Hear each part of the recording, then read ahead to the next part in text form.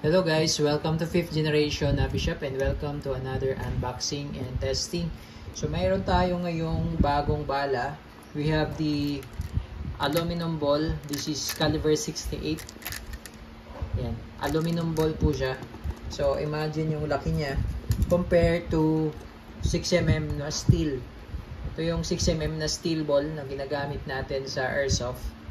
This one is the caliber 68 aluminum ball. Yan yung difference.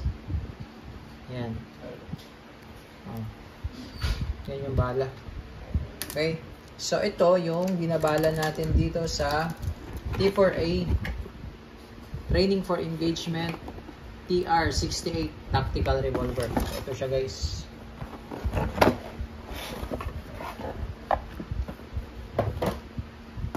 Yan. Yan yung revolver TR68. Okay, so ang gagamitin nating bala ngayon ay aluminum ball.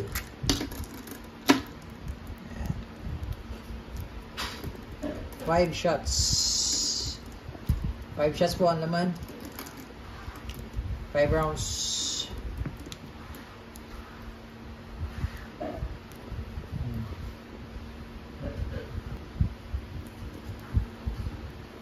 Yan.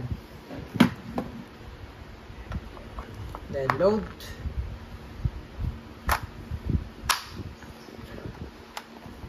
Okay, susubukan natin ngayon sa lata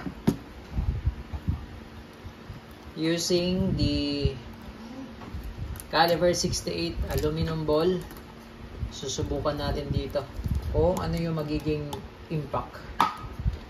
Okay, load tayo ng CO2.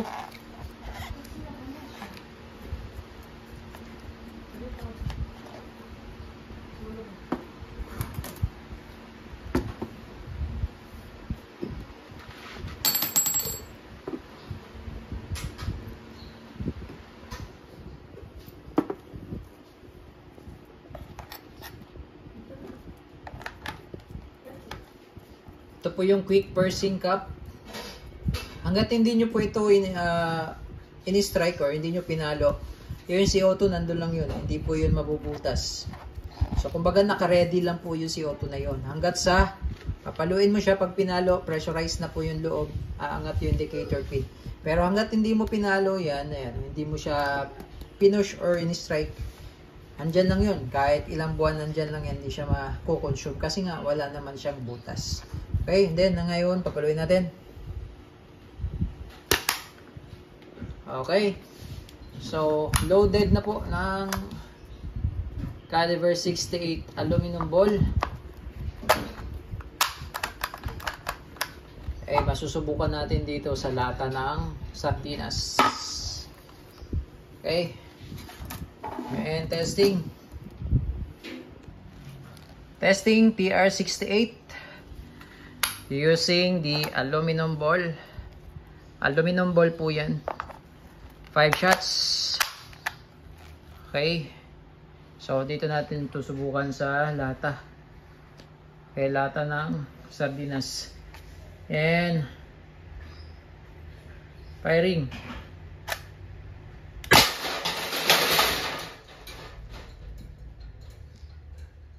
Wow, wow. So, ayan guys, oh. Yupi. Yupi yung lata. Ito yung aluminum ball. So, pwede mo siyang magamit hanggat sa yung aluminum ball kasi yan, parang steel din to. Hindi naman to nababasag eh. Yan, pwedeng mabiyak. Katagalan siguro. Yan, pero hindi siya mababasag. Yan. Subukan natin yung puwet.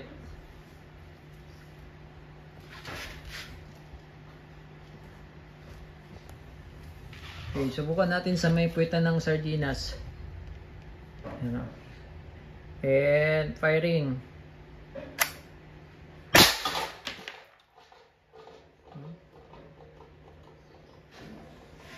Grabe.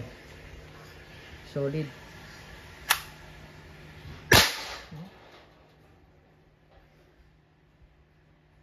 Takas. Yan. Kita natin. Anong impact. Ang damage. Yan. So, daplis lang. Daplis lang yung tama. Pero makikita nyo po yung bakal. Ayan. Ito. Ang laki ng dents niya. Ayan. Yan yung dents ng TR68.